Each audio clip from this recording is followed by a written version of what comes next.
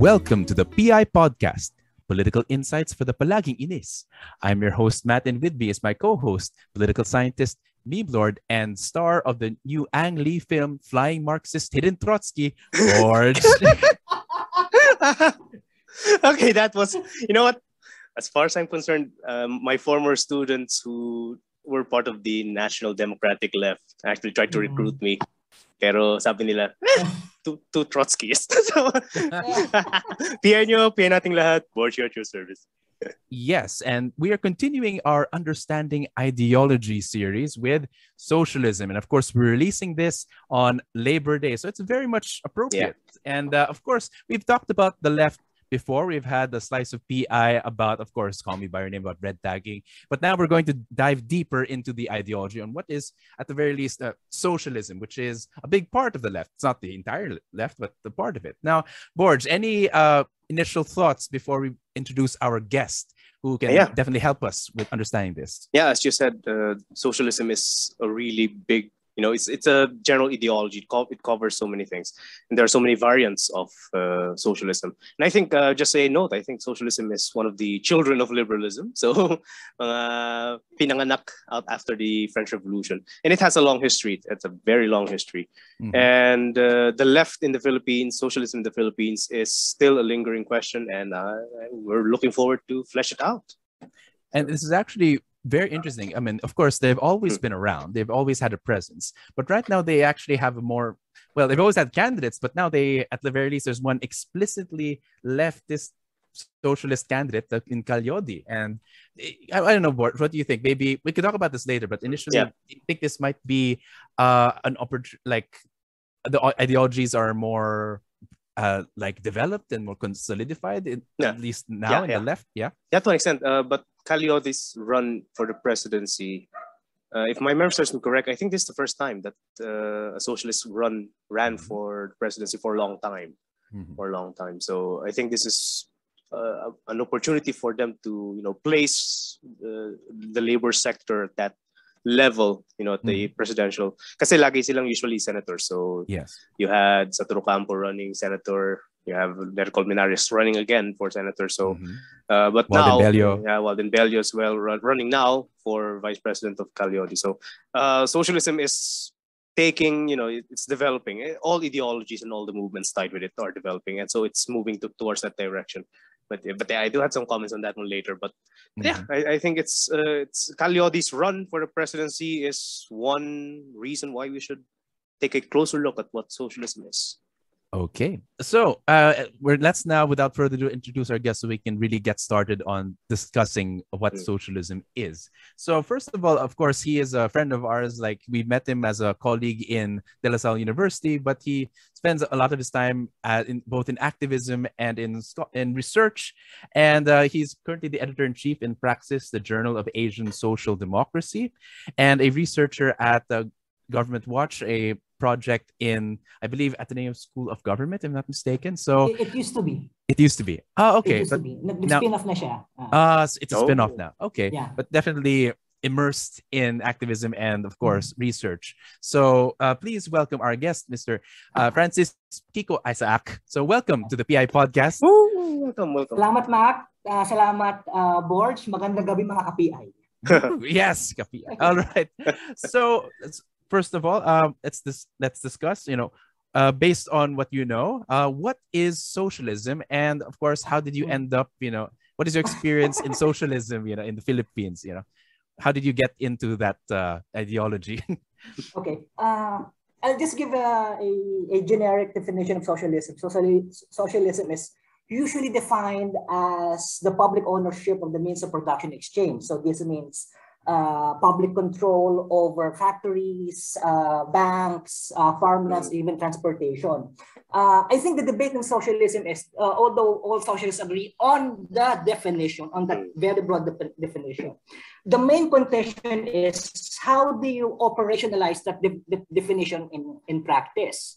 And this is where the debates come in. Now, because of the varied ways of operationalizing that definition, you then have this different strands of socialism. Now, I'll just mention three so that one would be social democracy / democratic socialism, and another one would be communism, also called really existing socialism during the 1970s and 80s.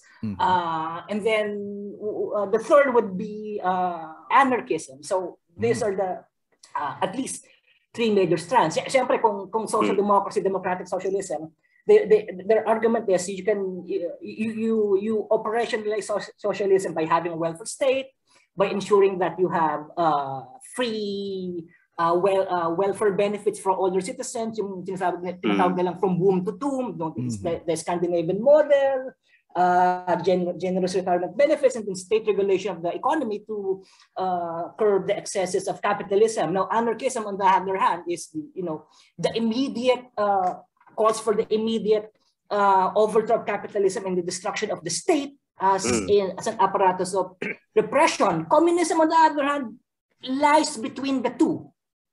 Because of its assertion that the goal is the abolition of private property through the gradual withering away of the state. So yun yung three major strands, and even within those strands, may mga debates din to. Alam ba, ang pagkakalam ko within the German Social Democratic Party (SPD), alam ko there are 7 to 10 platforms there.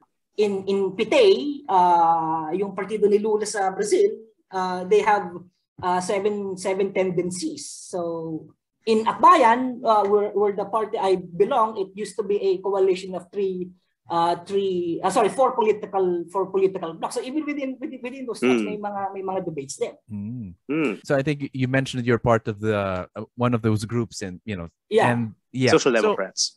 So maybe you can tell us like maybe your backstory, and like perhaps tell us also like why you are in the socialist group. Are you a socialist, and why are you a socialist? Oh yeah, I always get that question both in formal conversations and informal conversations. And I would, and my quick answer would be, because I'm a guy who came from the slums. I grew up in the slums of Pasay City, in a place ironically called Park Avenue. So there's a place in Park Avenue in Pasay that used to be a slum community.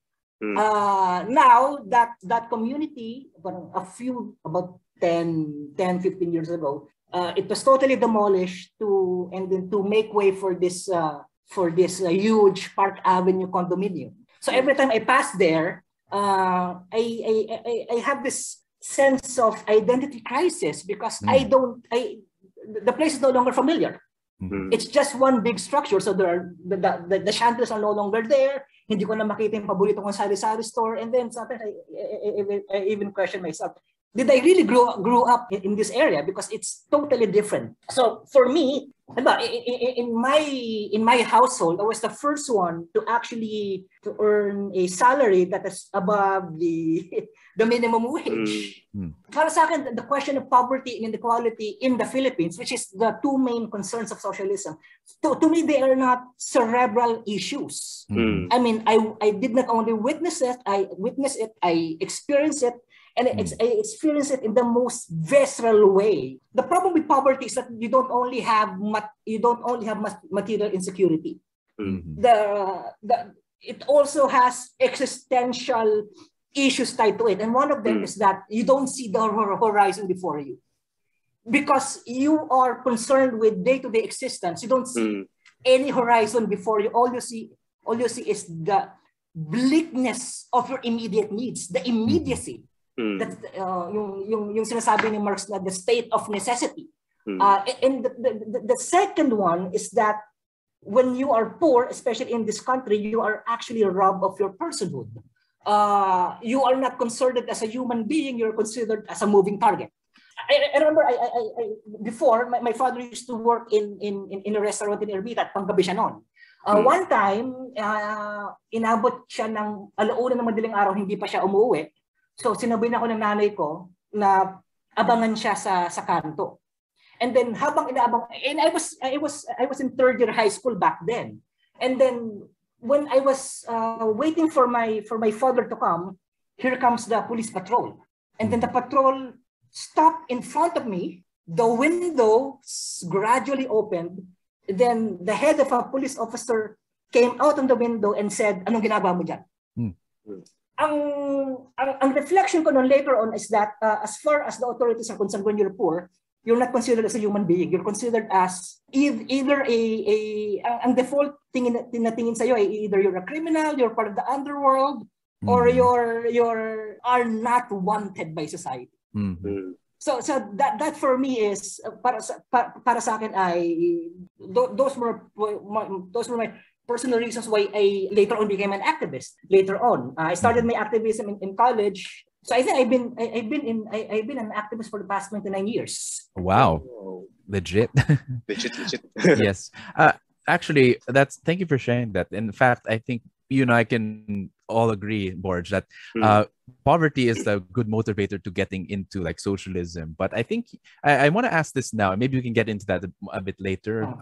The experience of poverty in the Philippines, but the discussion of socialism is usually it's said in the same breath or maybe used interchangeably with communism. And Kiko, you mentioned that there are different branches, and right now a lot of people when they say Marxism thing, they usually think communist. Lahat kayo komunista, and of course, there's a lot of baggage and stigma there. But maybe can I ask you, like, maybe what's the difference and why a socialist and not a communist? Because we know a lot of students, even up to this day, who go straight to communism. So how would you differentiate that, and why socialism and not communism?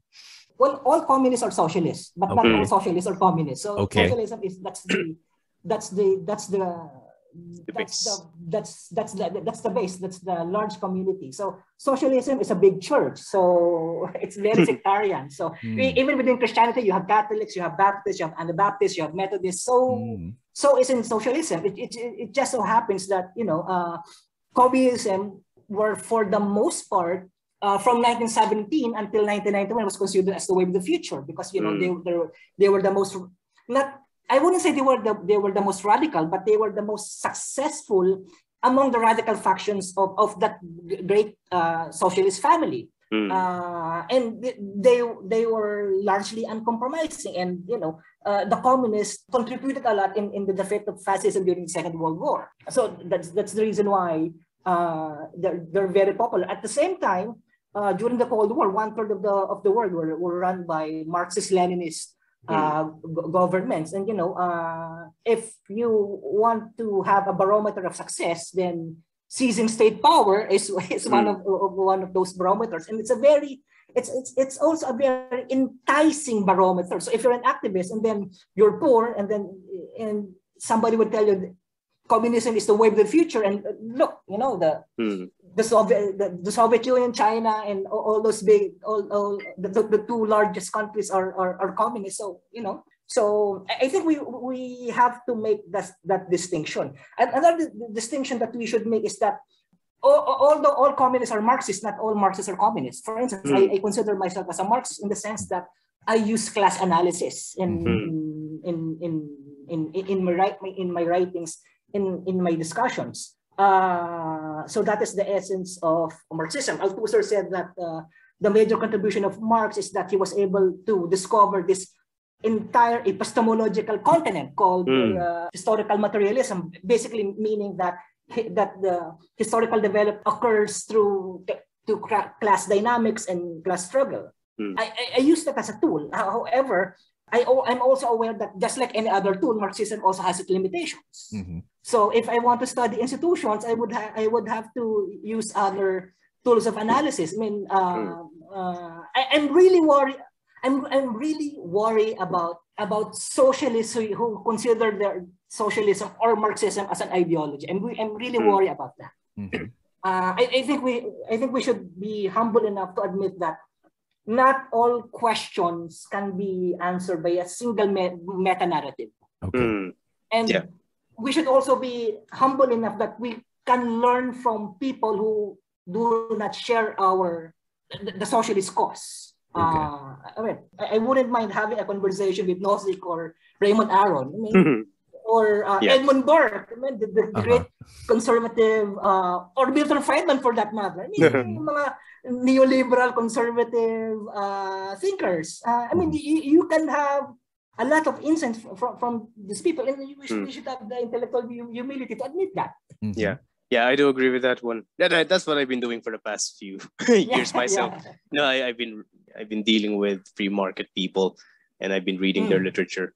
Like kahit na yung mga free market advocates during my experience, I went up on conferences abroad. So yeah, again the dangers of the state, and I think this is something that is being adjusted right now for Marxists, recognizing the dangers of state power. That the state is not merely a mechanism. Meron siya sariling logic. So I think Nikos Polanzas would be there. Pero ano lang, I think we can settle, socialism as a theory and, based on your own experiences with poverty and regarding your very striking life story. Again, I am reminded of Marx saying that, the system creates its own grave diggers.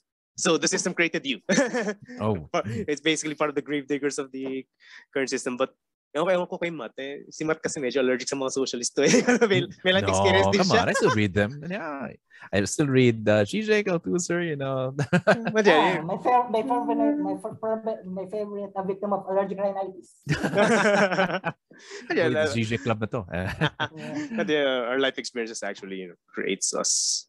Yes. And but yeah, just to pin down socialism as a theory, what is the socialist explanation for poverty? So we have mass poverty, we have sustained levels of poverty.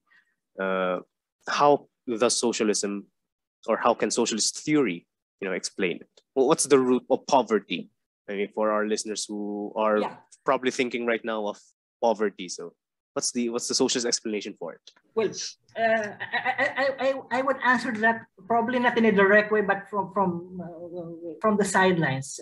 One of the debates in philosophy is the structure agency debate. What determines reality? Is it human action, or is it the invisible structures that determine human behavior? Socialism, particularly, this is very explicit in Marxist analysis. They really go on the side of structure. Ano ba? Parang ang explanation ni Marx yan there's a difference between structure and appearance. Behind the appearance, behind the series of historical events is the structure shapes and determines social reality. And for socialists, that is the class structure, and that is rooted in the unequal division of wealth and political power, especially here in the Philippines. Political power and economic power is closely entwined. And Matt is just co-wrote a book on patronage democracy, edited by Professor Kalimbayan and Doc July. And Doc T. Hanky has always been, his scholarship is really focused on the political dynasties in the Philippines and how political dynasties have dominated the legislature and by extension the executive branch since the first elections were held in the Philippines in 1902. So he was saying that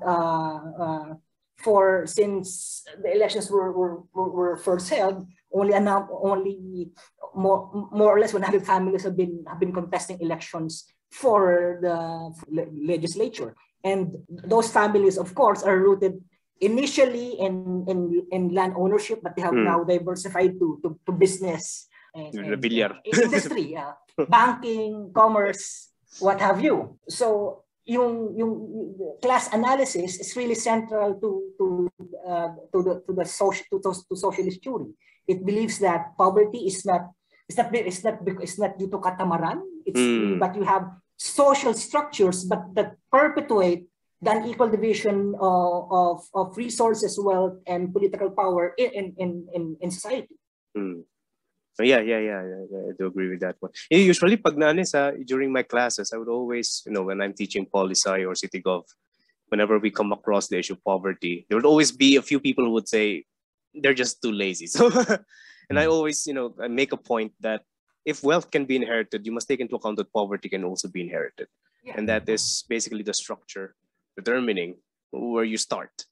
So hindi nakakalimutan ng mga estudyante yan na even poverty itself can be inherited. So, but I need to make peace with the reality that some people, probably a minority, actually became poor because they're stupid. So I need to make peace with that. But the large majority, they inherited their poverty. So, tanong ko lang sa mga estudyante ko, how can you justify that one? Yeah. How can you justify people inheriting poverty? In other words, the system is rigged against them, and no matter how hard they work, they'd still be limited by, again, the structure, which favor.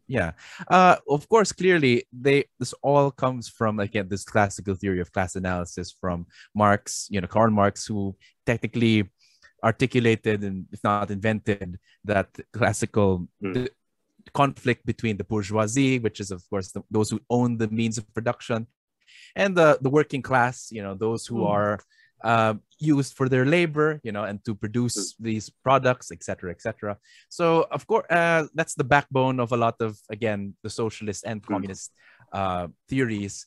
So, but of course, with regards to theories, there's also that translation to politics. Now, I was wondering if you can, either of you could try and explain for our listeners, maybe briefly but comprehensively, how do you explain that transition from theory into, again, politics with socialist or communist politics? Do you think that maybe Marx would agree with that?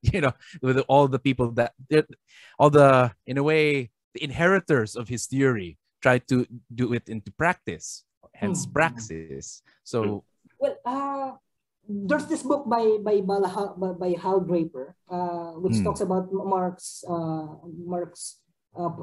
theory of the state, and he argues that the theory of Marx, that Marx was actually a radical Democrat in the sense that yes, he was in favor of state power, but But Marx was a product, in a way, of the French Revolution.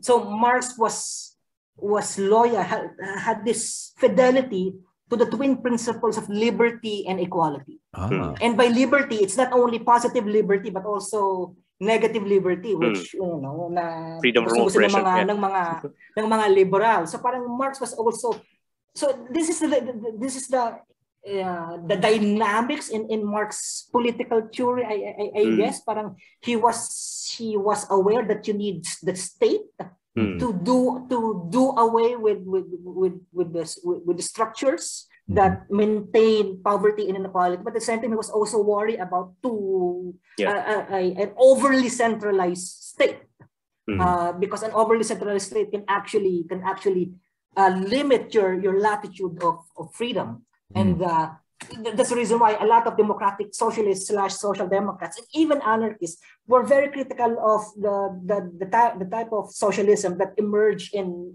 the Soviet Union, and later on in Eastern Europe and in China and Cuba and until now in Ethiopia. State socialism.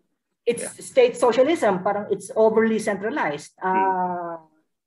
Well, I would agree with most mainstream political scientists when they say that the minimum requirement of democracy is free, fair, and competitive elections. You don't have that in the Soviet in the Soviet model. You only pick the state gives you the list. So, Parang maswerte ka na kung meron kang dalawang pagpipilian for a certain position, and those two people are both members of the Communist Party. Parang it's just like picking, do you want Coke or Coke Light? Do you want Pepsi or Pepsi Blue? I think, and I share those criticisms of the quote unquote the most successful socialist experiments that we had. Social democrats and anarchists would call the Soviet model as really existing socialism, both as a satire and as a critique of the limitations and the complete lack of freedom in those societies. So I'm confident that if Marx lived during the time of Stalin, he would be the one of the first ones to go to the Gulag. Oh wow! You don't follow the party line. You should go to Siberia.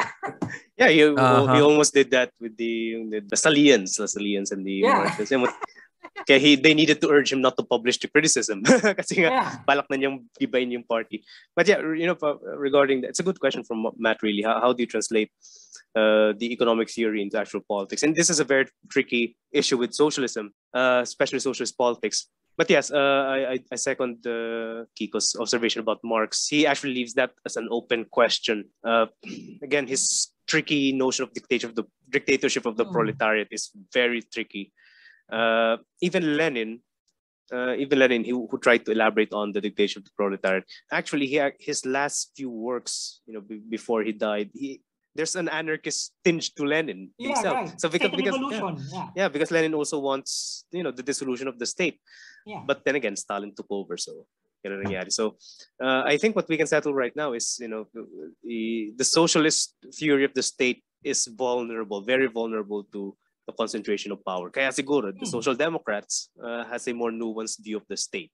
They don't call for its abolition, nor do they call for its, the concentration of all power to a supposedly, worker state. Yung kasi, that's the rub of it. You assume that the state already represents the people, and it's a different issue whether it actually does. Actually, that's a very good point that you made, Borge. I remember there's this biography, a very anti-communist biography by on Trotsky, and he said that the problem with the reason why Trotsky lost in the power struggle with Stalin was that because Trotsky became a victim of his own success. In 1921, there was a debate within the Soviet Communist Party whether to dissolve the labor unions or not. And Trotsky made the position in favor of dissolving the labor unions. And his argument was because the state is now a worker state. It is the workers that control the commanding heights of the economy. Then the function of trade unions becomes redundant. Because in a capitalist system, or particularly in a Tsarist regime like Russia, wherein it's too repressive, then the workers would need institutions of representation, and those are the labor unions. So Trotsky was in favor of dissolving the labor unions, and then Stalin took over. He became the general secretary. Because you no longer have labor unions, wala na siyang mobilize to create his own opposition within the party, because the party bureaucracy have been totally Stalinized. So he had no forces outside of the party to contest the party leadership. So Trotsky became a victim of his own success. So I think one of the lessons is that, the lessons of Trotsky, the guy is very brilliant. He was practically the mind behind the October Revolution. But, the tragedy of Trotsky is that he was a victim of his own success. And before his fall from power, he had this tremendous Christian-like faith on the state. And eventually, the state that he created devoured him. No. So that's the tragedy of Leon Trotsky. He's overconfident. But then again, kasi binigay kay Stalin the most boring job, which is general secretary. The most boring, but deceivingly, it's actually the most powerful. So Robert Service, the biography of Robert Service. Naisan siya dun. Regarding that one, I think just a brief elaboration regarding labor unions. I think contemporary Marxist theories right now is actually catching up. Then you have this movement. The intellectual head of this movement is Richard Wolff. Tapos I forgot the two other ones. I think Eric Olin Wright would be one. The economic democracy debate. So for them, it's not really a question of unions right now, but it's now the establishment of work-owned enterprises. So they're hitting the notch a bit up. Kasi Lenin himself, even Marx, was a bit doubtful about the efficacy of labor unions. So their argument is worker-owned enterprises. Sure. So that's the way to redistribute the means of production. You actually give management to the workers. But yeah, that's a new form of socialism right now. So that's picking up speed in the West. And sa Pilipinas, that's also a pet project of mine trying to. Yeah, Pero cooperatives dito eh. It's actually fascinating. So just to maybe summarize, most people when they hear about Marxism or socialism, they immediately think actually communism or Stalinism, wherein again the stereotypical everything is centralized to the state. It's all very tyrannical. You send you to the gulags, etc. But clearly, like because of the nuanced view of the world and politics, you're able to create all these multiple forms of maybe economic management. You mentioned, of course, cooperatives. To be clear, like cooperatives are work-owned enterprises would be their cooperatives. When you say work-owned enterprises, workers actually determine the direction of. They're not only shareholders; they make important decisions. Yes. One good example would be the Mondragon Federation in Spain. In Spain. Yes. It actually market survived. Socialism. Market socialism. Yung mga heterodox. But just an example for that one. In 2008, they survived the financial crisis because the workers actually voted to lower working time and wages para hindi sila magtanggal ng empleyado. So that's the workers actually taking care of each other, even at their own expense. So yeah. That's interesting. Well, so instead of like communism, which claims that the party speaks and acts for the people, they actually really give power to the people. Yeah, to the workers. Yeah. But I don't know. I don't want to speak too much for this communists. Maybe we can have them defend themselves later on, in another episode. But socialism clearly has, at the very least, created new ways besides the state. So I do have one question though, and clearly this is one thing that it's in common with Marxist, socialist, communist. Like usually one of the scariest issues again would be, of course, how do these people treat wealthy people, the rich? Like, do socialists necessarily hate the rich, or So I don't know. Maybe you can guys talk about that. Because clearly, like communists, they have violent thoughts about the elites and the rich. But what about socialists? Like, what do you guys think about them? Or like, well, what should we do with the rich? Should we eat them? Yeah. Actually, when you asked that question, the first thing that came to my mind was the Aerosmith song "Eat the Rich." Aerosmith. It's actually a tricky part. I think, in my case, who comes from a very poor family, I have my gripes against the rich. That's why I need to also remind myself that at the end of the day, they're also people. Okay. And they're also people, and in a way, they're also victims of the system that we are immersed in. Parang one of the insights that I got from reading interpretations of Hegel, not Hegel itself. I have not gone beyond the preface of his Phenomenology. Oh, neither have I. I haven't even opened it, but it's right there. Parang ang insights ko ay parang yung the master-slave relationship, that because the master treats the slave as a non-human, the master feels his superiority. But at the end of the day, the master feels that there's something missing because he's not treated as a human being. Why? Because the slave that he treats as a non-human cannot treat him as a human being. So I think we need to, in a way, parang that insight from Hegel should also inform our ethical stance. Yes, we have a certain bias. Sabi ni Robert Cox, a theory is always for something and someone. The socialist theory is for someone, and that is the oppressed. But at the same time, that doesn't mean that it should be exclusionary, that because you're rich, you're automatically an enemy. That should not be the case. We should still be guided by certain degrees of humanism. And the young Marx started out as a humanist. Yung kanyang economic and philosophical manuscripts of 1844. It's not only an economic analysis. It's also I'd like to think as a textbook on ethics. How do you treat other people? And that's the reason why I love the movie El Postino, because in that movie, it's a movie about it's a fictional account of Pablo Neruda's exile in Italy. He was never really exiled in Italy, but it's a fictional account. And then in that movie, because he was a communist exile, everybody wanted to did not want to do anything about Pablo Neruda except a postman named Mario Rupulo.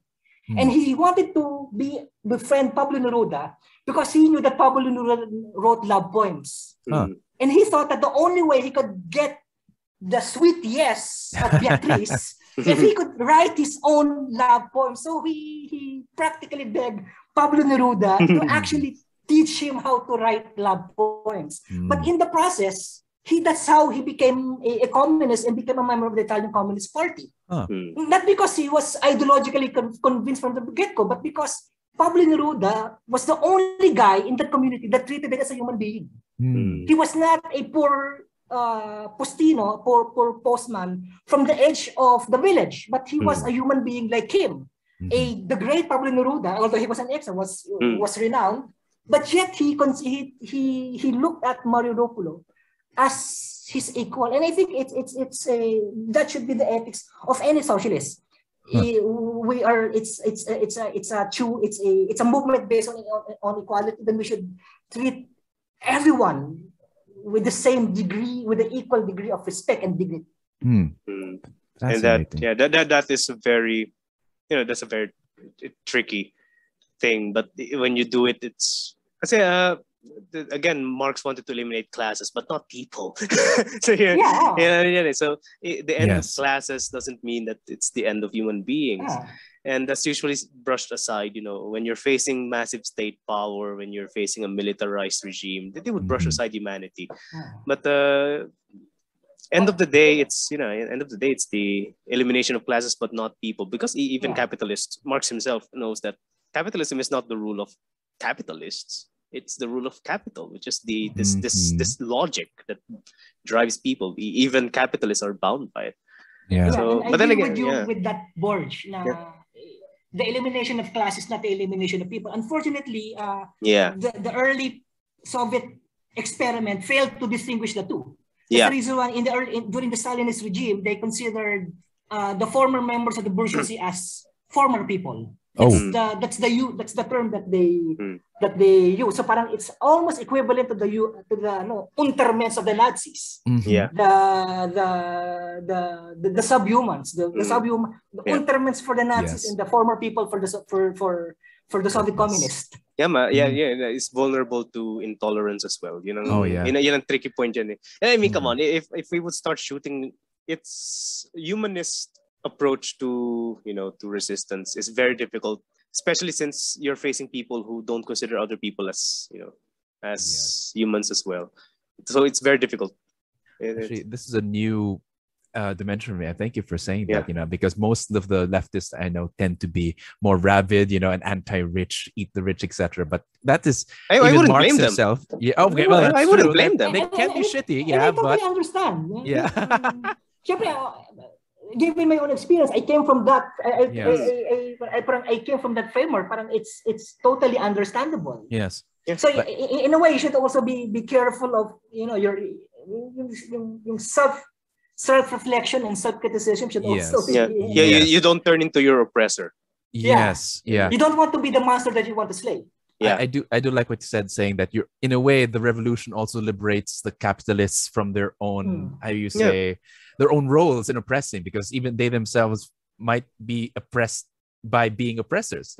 Like their own consciences could be bothered by it. So their own humanity. But I think that's hinged on a positive assumption on human nature. I think that's the rub of it. If you have a positive assumption on human nature, then I think you can look at capitalism as a human being that is also oppressed by the system to an extent, kahit na sila mayaman. I mean, if you're a capitalist, you cannot consume everything you create. You can look at the stockbrokers of Wall Street. They're the ones vulnerable. They have so much wealth, but they would waste their own bodies on drugs and just to compensate for. But it depends if you have a positive assumption on human nature, which I think Marx to an extent had. To an extent, because that's what makes him a humanist. Hinatak naman din ng mga the Frankfurt School actually lifted that up out of Marx, but may side din ni Marx who has a more negative assumption on human nature. But again, I think the stereotypes for those outside looking in, that's what in a way they see communists and socialists is it's usually held by people who are resentful of the successful, and that's why any reaction to that? Because I think that's one of the marketing pitfalls of socialism and capitalism. Like once you're successful, they take away, tax it, and give it to the poor, etc. But is it necessarily true, or like what do you have to react to that? I would answer that from a personal vantage point. I don't want to become rich, but I do want to achieve a certain degree of middle class comfort. Okay. In the sense that I'm obviously I'm a nerd, no? So parang I just want to make sure that I have enough. So I just have enough to buy my favorite comic book, my favorite graphic novel, my favorite books, my favorite CDs, or go to the cinema every once in a while, or go to a museum to appreciate the good things in life. I have no intention of owning the means of production exchange. Okay. Yeah. Okay. Parang anong gagawin ko dun sa perang yun? I just want to live a life of dignity in a certain degree of comfort. Okay. And I think that is the socialist goal. It doesn't want to eliminate the ruling class physically and turn them into former people.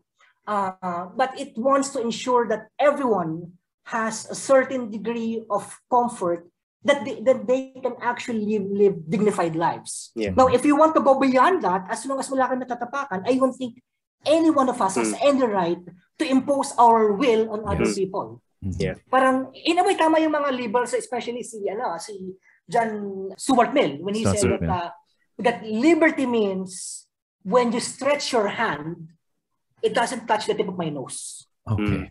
So in a way, I agree with that with that aspect of liberalism. So it's basically just giving people the horizon, that as you have said earlier on. So kasi if you're impoverished, you would live on a day-to-day basis. So socialism looks at providing them with a broader, giving them access to the greater world. Basically, in terms of time and space, that they would have more free time, they would have more space.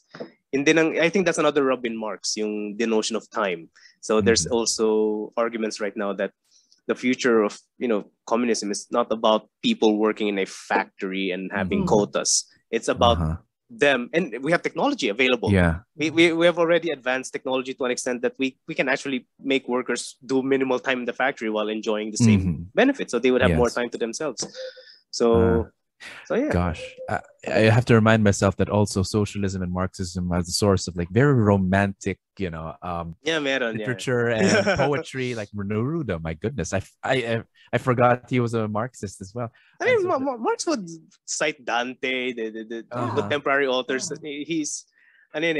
Marx has a ruthless realist side, and as well as a very humanist and romantic side. Yeah, very complex people. And that makes Marx interesting because he appreciates poetry, but parang he could be badass if he wants to. Yeah. Okay. Anyway, very interesting discussion on Marx and all the different manifestations and concepts. But let's now maybe move this discussion to the Philippines. Now, of course, Marxism, socialism, they're very European concepts. Now, perhaps to the best of your knowledge, maybe tell us how did it get here in the Philippines, and how is it different from all the other socialisms, Marxisms, etc.? Yeah, the Philippines now. Well, because socialism is it's a product of the Enlightenment. So because it's a product of the Enlightenment, it has this, due to the lack of a better term, I would say universalistic pretensions. Okay. Because it has universalistic pretensions, you can actually lift some of its aspects and transplant it to the Philippines. But of course, given our context, there would be variations along the way. But socialism in the Philippines has a very long and proud tradition. It's, if I'm not mistaken, it's socialism in the Philippines. You can actually date it, 120 years, and it began with the formation of the Union Obrero Democratica in 1902. So that was the first trade union in the Philippines, and the founder of UOD was also the founder of the Aglipay Church. Oh wow! Si Gregorio Aglipay pala ang founder ng. Gregorio Aglipay actually helped in the formation of UOD, pero si Isabelo de los Reyes, Don Belo ang first SecGen ng UOD. So UOD was also the first organization that celebrated May Day, Labor Day in the Philippines. So they had mobilization in front of Malacanang in Mindiola. You can actually say that the protest action of UOD was actually the first documented protest action in Mindiola in 1902. So you have 120 years of socialism in the Philippines. And the formation of UOD was because of two things. Of course, we can debate on this, but one is that it reflects the integration of the Philippine economy into the global capitalist market. That's one. And that began even before with the opening of the Suez Canal.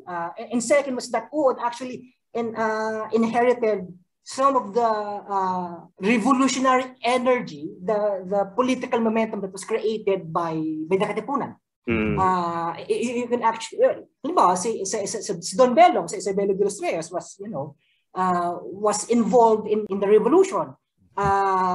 Gregorio Aglipay was the spiritual advisor of Kapitan Miyong, Emilio Aguinaldo. So they were actually part of the revolution, and they actually inherited the labor unions inherited that energy. That's the reason why the first labor unions in the Philippines were not only anti-capitalist, they were also anti-colonial. So in the early part of the labor movement in the Philippines, they were not only calling for the overthrow of capitalism, they were also calling for the immediate independence. So you have a long and proud tradition in the Philippines. However, given that long and proud tradition, it is and becoming very self-critical here, I think it is highly unlikely that the socialist movement will gain power anytime soon. Okay. So I'm in a way I'm being Gramscian about it. Optimism of the mind. Pessimism of the mind, optimism of the will. So I'm hoping against hope that the socialists would gain power, but given the evidence before me, I don't think that's likely in the immediate future.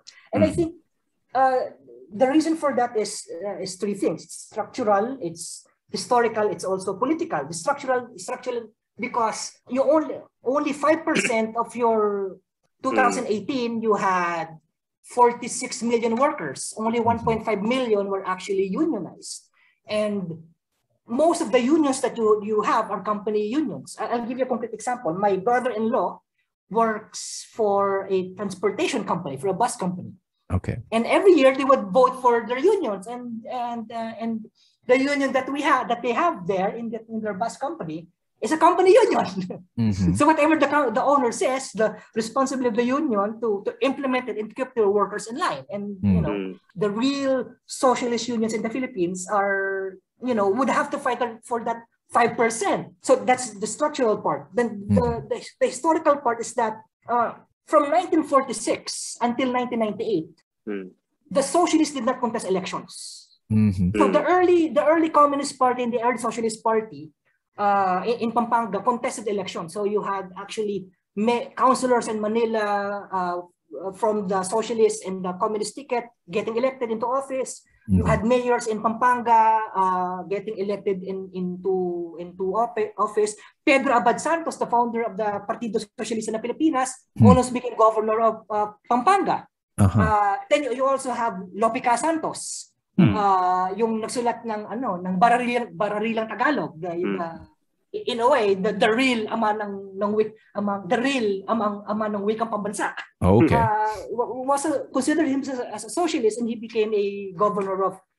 He was a long-time governor of Rizal, but from 1946 until 1998, there was this conscious attempt by the left in the Philippines, particularly the revolutionary left, to stay away from elections. So for a very long time, the slogan of the Communist Party was "Revolution, hindi election," because they considered elections as a bourgeois sham.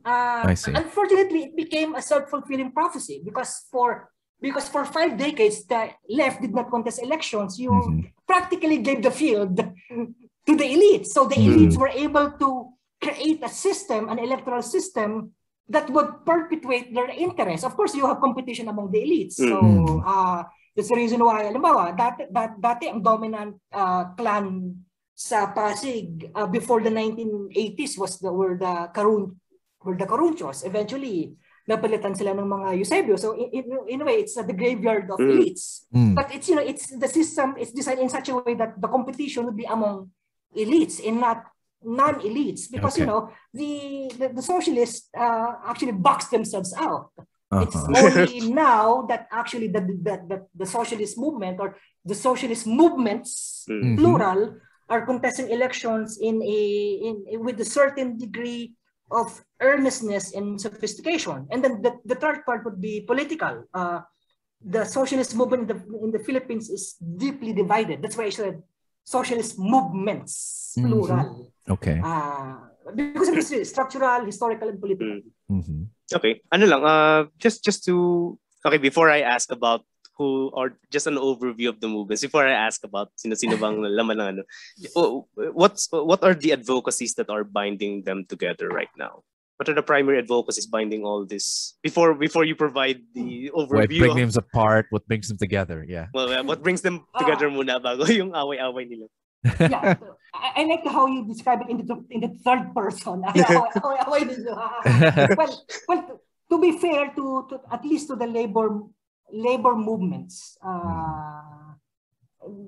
parang dati matindi ang awayan at bangayan ng mga labor movements, even though most of them are Marxist in varying degrees, but during the midpoint of the Aquino administration, the second Aquino administration, Pinoy, yung mga labor centers actually had a fair degree of consensus that they were actually form this confederation called Nagkaisa. So you have there yung Kilusang Mayo Uno, you had Alliance of Progressive Labor, you have San Lakas, and you even have PUCP.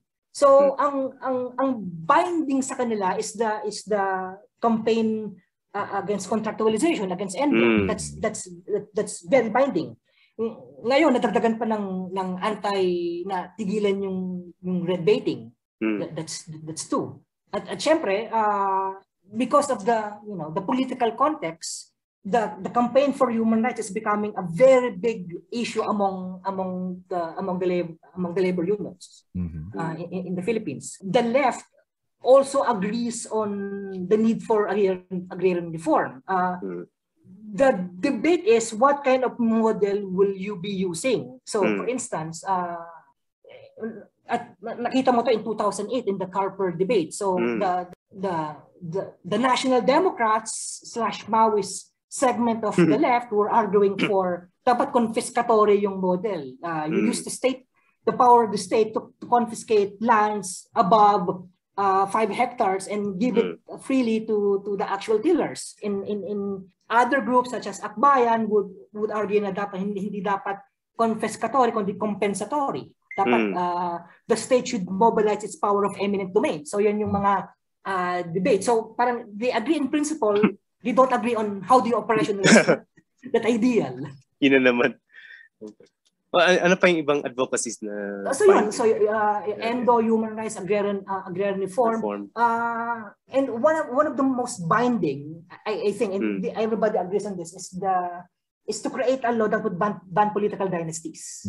Again, that's connected to the fact that it's only now that the left is actually contesting electoral politics. As long as you have the dominant dynasties in the Philippines, it would really be difficult for the left to be the ruling party. Okay. Regarding the agrarian reform, I actually did some studies on agrarian reform. Again, the current law right now, sabog siya on one hand.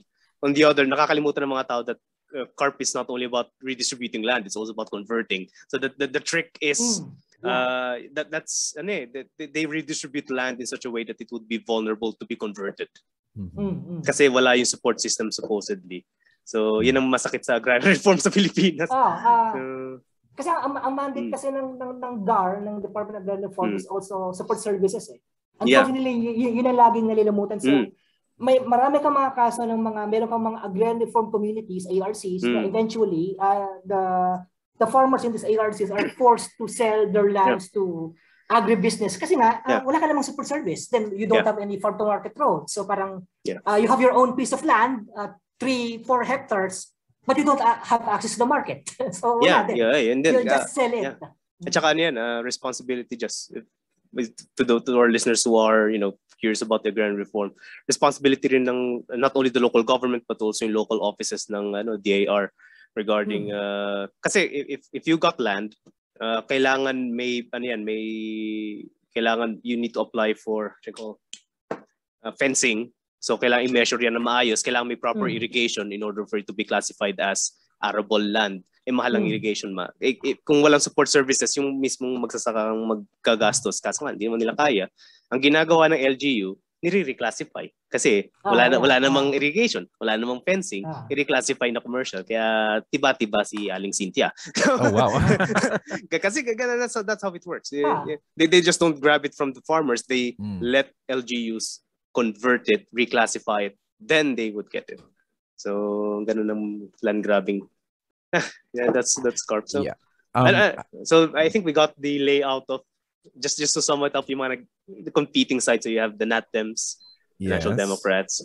You also have the Social Democrats, which you are part of. So, wait, just to be clear, like who are the socialists? And of course, maybe it's good for our listeners here who might not be familiar, the distinctions between you, the socialists, communists, NPA, and then maybe, and of course, maybe most people say, when they say the left, the Makabayan bloc, are they necessarily socialists or are they more communist? Like what? Because even I get confused sometimes. So perhaps what's the place in the whole scheme of the left? Okay. But bigla ko napaisip dun Well, at least the left in the Philippines. Okay, so you have you have the I'm creating a conceptual map board. Sure. Okay lang. Give me some time. Okay. Mahirap i-trace yung unang pag-aaway tama. Well, syempre the most dominant in faction of the left will be the National Democrats. And they have been the most dominant from the Marcos era until today. So their main competitors in the left during the Marcos era would be the Social Democrats. Now so you have the NatDems and then you have the SocDems. Okay, so first let's look at the NatDems. So national democracy, bakit national democracy? Because ang sabi nila, the aim of their movement is anti-colonial, so that's the national part, and anti-feudal, so that's the democratic part, because they assume that majority of Filipinos are farmers and peasants. So the National Democratic Movement emerged in a way as a movement of two realms. You have the legal, and then you have the underground movement. So the underground movement would be the Communist Party of the Philippines. So that's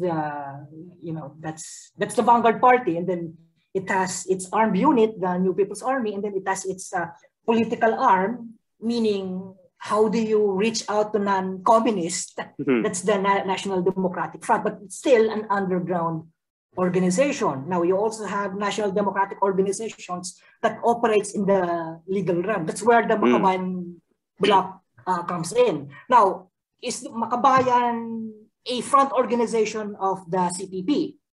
That's an interesting question. I would assume that they have ideological connections, and they would probably have political connections. But does the CPP command the Makabayan bloc? I don't think so. I think the CPP would assert its ideological dominance, and because we are the Vanguard Party, you should follow our party line. But I think there's also that dynamics within the National Democratic bloc. So that's one. And then in 1991, the underground of the National Democrats split into two. The reaffirmists and the rejectionists are RJ. So the reaffirmists reaffirmed the leadership of Joma Sison, and the rejectionists obviously rejected the leadership of Joma Sison. So and then by 1993, 2 years thereafter, nagkaroon din ng split.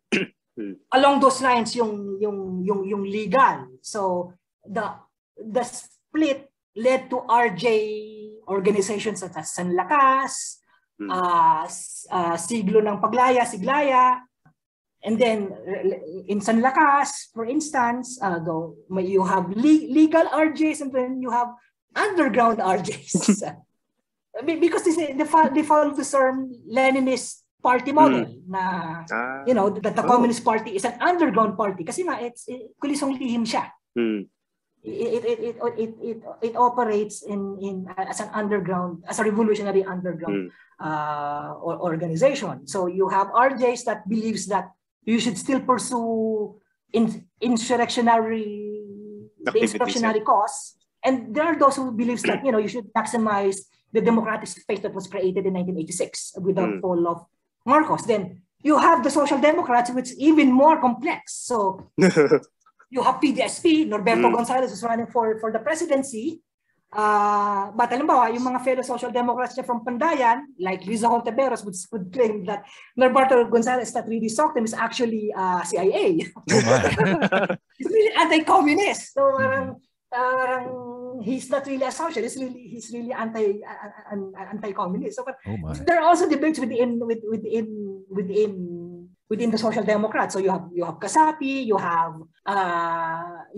Pandayan, you have PDSP. Mas marami sila. And then interestingly, then you also have Akbayan, which is Akbayan is emerged as a coalition party of segments from the RJs and segments from the from the Social Democrats. So that's the map that I could give. It's still complex, but that's the most simplified that I could give you. Yes. Yan pa yun, that's the mainstream. Meron pa mga anarcho-syndicalist na nag-aaway rin. They actually had this, there's a recent split. I'm actually part of the sa mga malis. So, political reveal ni Borge na okay, thank you for summarizing that, although we'll try to put it in visual form. But maybe it'll be good to ask this question. I mean, clearly there are a lot of people a part of it because there are so many branches and all that. They're still, we notice them whenever they are. So clearly, maybe you could answer these two questions together. First of all, why does the Philippines need socialism? Clearly, I mean, because of the experience of poverty. Maybe talk, but of course, why aren't more people like socialists? Why is it? What are the challenges and limitations that the socialism has in Philippine context? Because again, there's, as there are a lot of people who actually hate anything that is Marxist, socialist, and communist. It's a sheer kahit na si Arcilla during the Leni rally, his speech actually said that we're not communists, and he did not endorse. Hindi tayo mga komunista. Kasi hindi niya in-endorse na Nery Colmenares. So what can you say about that? Why do we need it, and why aren't more Filipinos socialists? It's a very big question, but what do you think?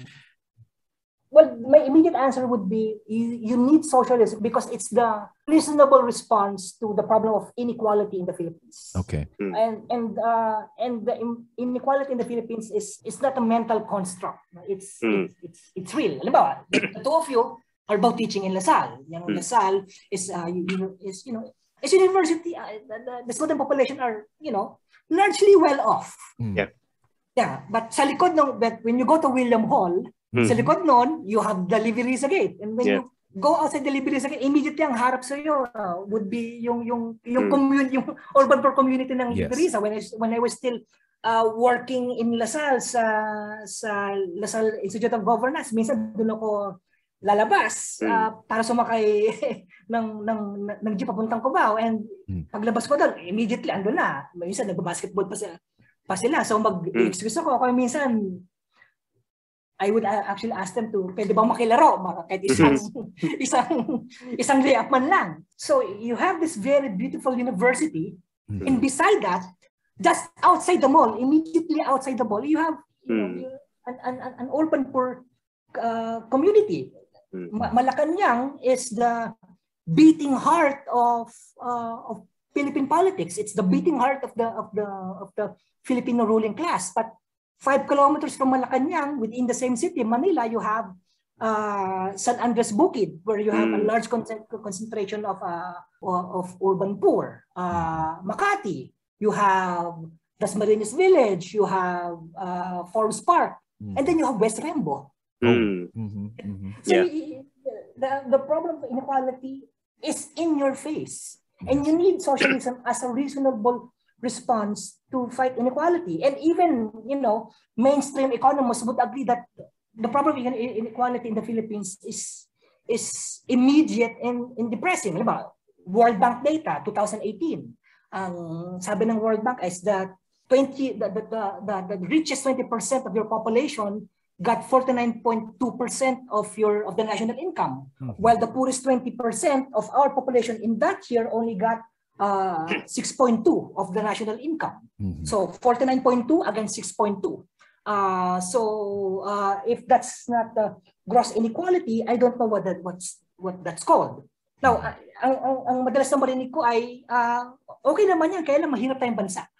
I would beg to disagree because even if you look at mainstream the data from the World Bank, from mainstream economists, we're not considered as a low-income country. We're a middle-income country. When you say middle income, for the sake of our listeners, it means that a middle-income country is that you are a country with a gross national income per capita, GNI, of between $1,000 to $12,000. In 2019, just before the pandemic, our GNI was $10,000. Even in the midst of the pandemic, 2020, bumaba yon because for obvious reasons, bagsak ang negosyo. But our GNI was still $9,000, so it's still within the upper realm of that middle income range. So I would argue that the Philippines has enough resources to uplift the lives of all Filipinos, provided that those resources are distributed fairly and equally. But that is not the case. Again, we'll go back to the World Bank data, 49.2 against 6.2%. That's the reason why I think that socialism is needed in the Philippines. Now, on the question, why are not all Filipinos socialists? Well, one is because socialism has a bad reputation in the Philippines. And I think the two of you partly answered that at the beginning of our podcast when you said that in the popular imagination and the popular mind, but as a socialist is automatically a communist. In communism has an even bigger baggage than socialism. The gulags, the one-party state, the restriction of personal freedoms. So it's a baggage that the socialist movement would have to battle while it's actually pushing for its ideals. So the situation of the socialist movement in the Philippines is very difficult. And then, unfortunately, it becomes more difficult because, progressive intellectuals like Borge will attack the socialist movement at the drop of a pin. Come on, bro, come on. I thought we were friends. Come on. I don't know. Yeah, I understand where Borge is coming from. I also have my own complaints with the socialist movement, with my party and the other parties. We can't seem to get our acts together. So I understand where Borge is coming from.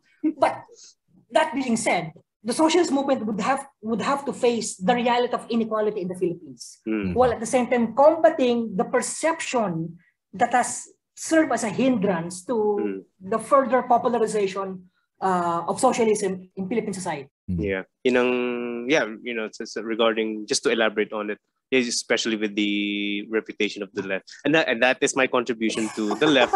The message that I'm trying to go is, trying to directly confront this aversion to socialism. Kasi, as far as my my MA thesis, I interviewed jeepney drivers. They actually agree with the demands of the likes of Piston na pababae ng singil sa langis at saka yung pag-adjust ng presyo. They agree with many of the advocacies of jeepney labor groups. Ang problema, they don't want to join because they see them as disunited. They're itching for that single banner for jeepney drivers. They're itching for that. And that's what I'm trying to, that's my contribution to the left, just to make the left, realize that the problem you're facing is far bigger than what you think. It's not about the lack of class consciousness. It's about having a class consciousness that is not in your favor, which is far worse. Kasi and again, that also explains why people don't unionize. So meron kasi, and alongside the baggage, which is another issue that I would like to, I think I would like to express my disappointment right now with how the left dealt with Ka Leody's campaign. Okay. And I think that's my primary sticking point right now, because the left, the Makabayan bloc, and the other leftist movements, they had an opportunity to present a distinct labor front, a distinct labor front at the national level. And they didn't. So joining Leni, they had their reasons.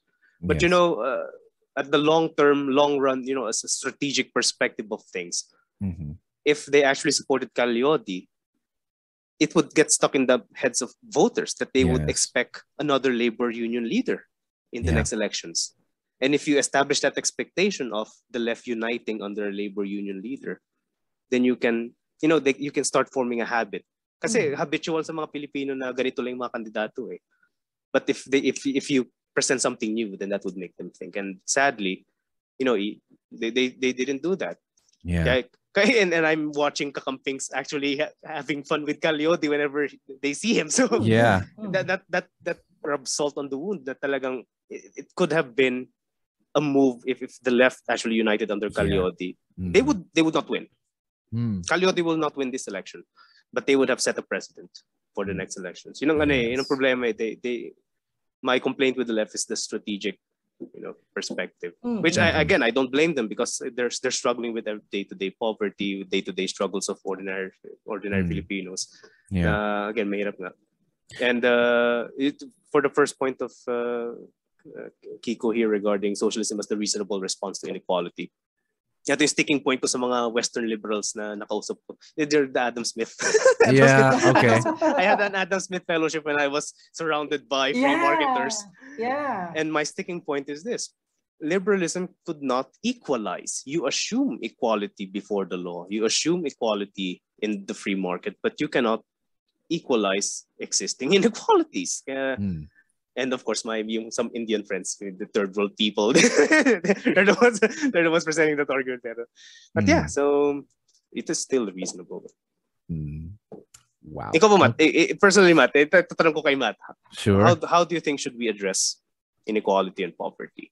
That is honestly, that's a very complex question. And I just have to say, I have a past in socialism. I was part of a quote-unquote socialist student party, but again, for the same, for similar reasons, like there's in Ateneo, yeah.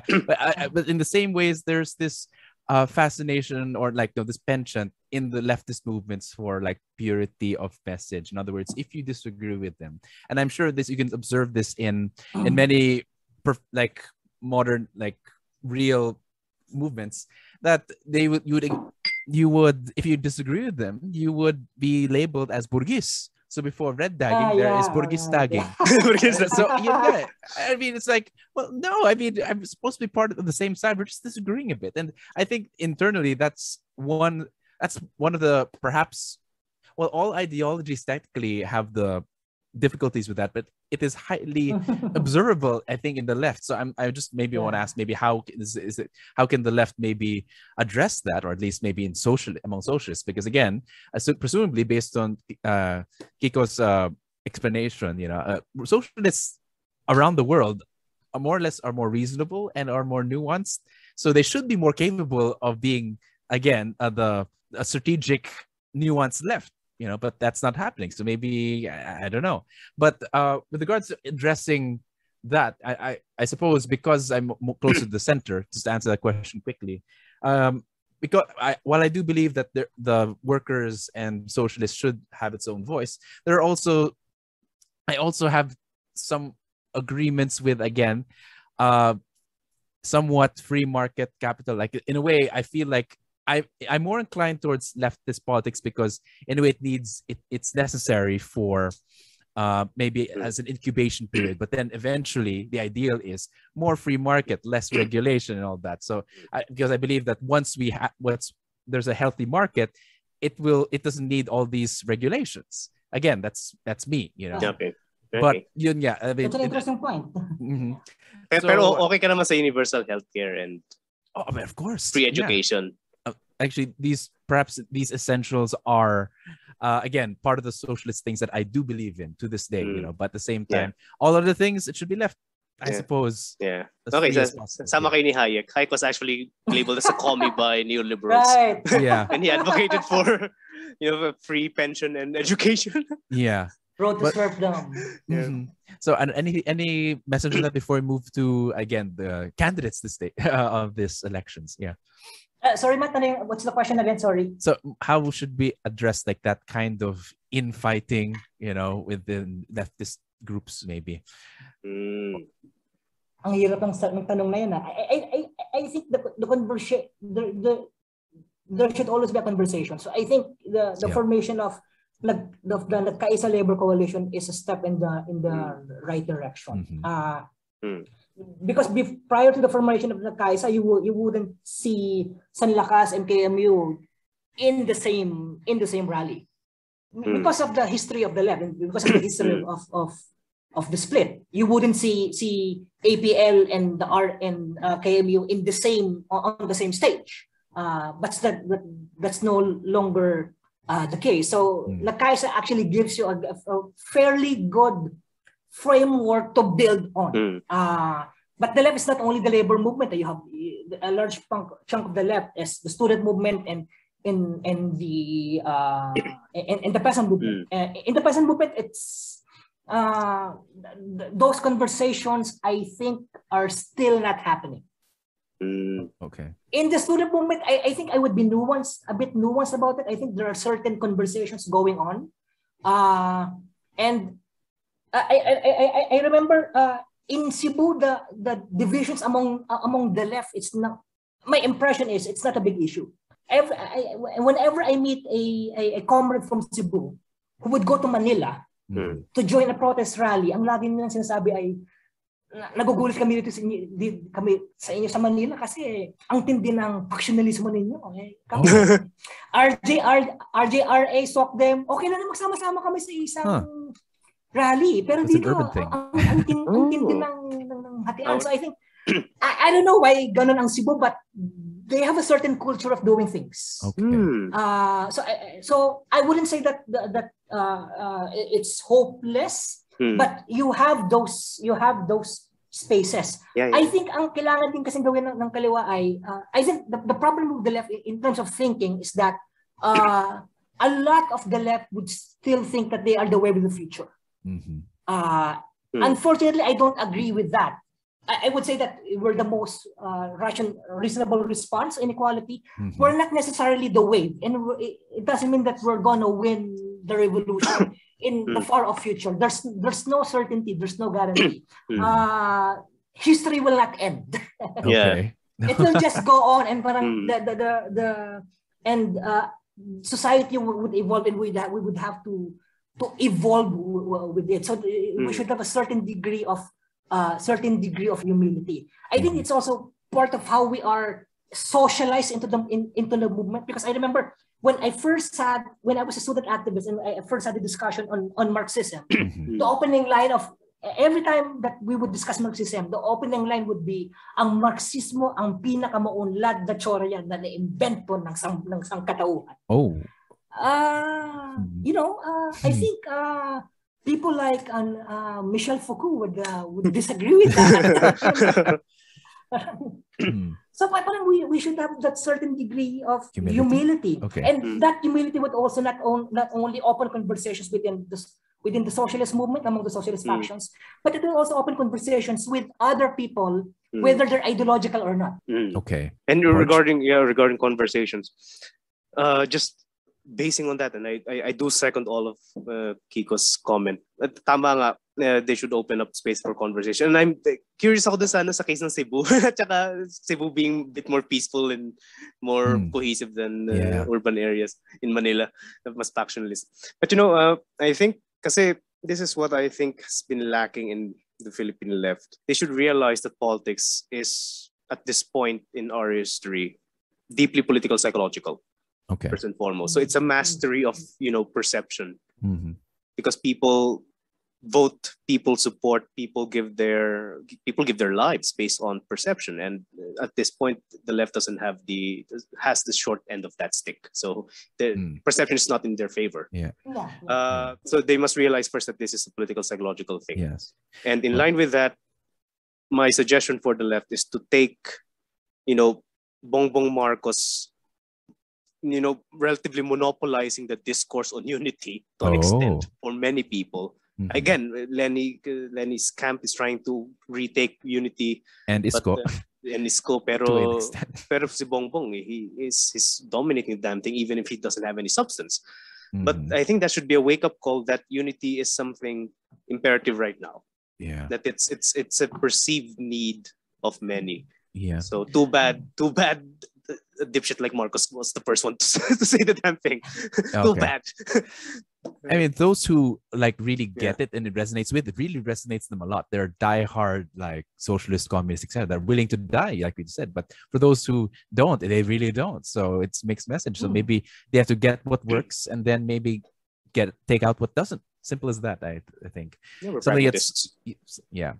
Okay, a very interesting discussion. But for now, let's move on to maybe a second to the last discussion, which is, of course, the how would a socialist look at these major political presidential polls?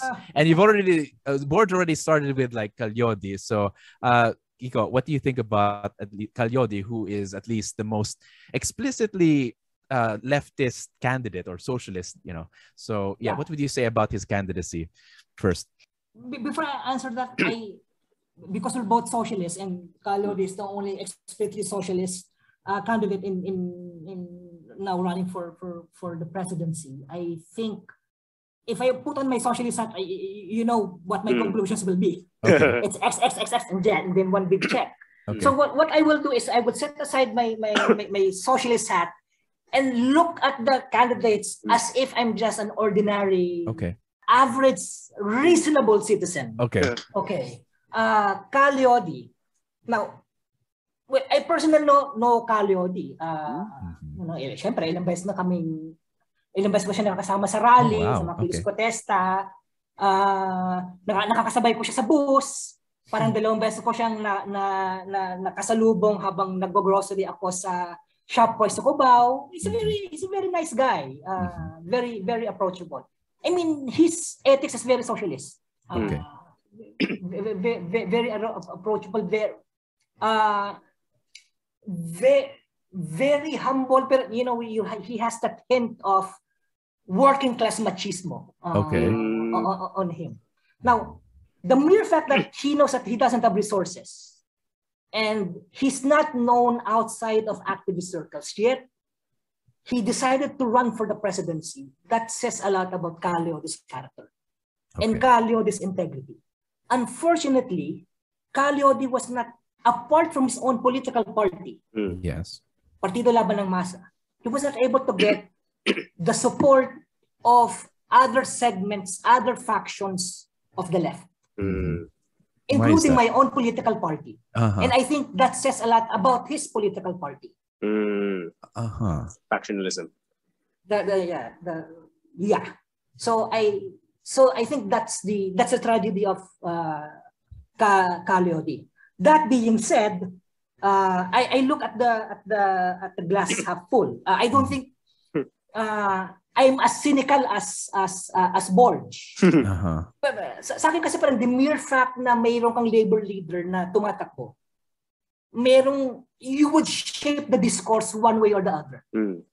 And that would open the possibility for Ka Leody or other segments of the left to field candidates for the highest position of the land. And that could also, but it's not inevitable, it could also parang further widen those spaces for conversation within the left. And, parang arrive at a certain degree of consensus and probably parang later on create your own lula or create your own petay. parang the possibilities there. Ay nga sabi nga ng mga anarchists, the future is unwritten. So the horizon is there. I just don't know how it's up to the left to maximize the horizon that Ka Leody has opened up. Okay. Wow. That's interesting. I don't know if I'm allowed to ask, but I'm very curious now. Why do you think that he didn't get the support of a lot of trouble. Okay. Okay. Let's skip that. Yeah. I'll try to answer that. Ka Leody's faction can be described as vanguardist. Okay. So because it is vanguardist, it really creates tensions with other factions. Kasi parang if you're a vanguardist and kausap mo vanguardista din, there can only be one vanguard party. Okay. And then kung kausap mo kung vanguardista ka at ang kausap mo hindi vanguardista, hindi rin kayo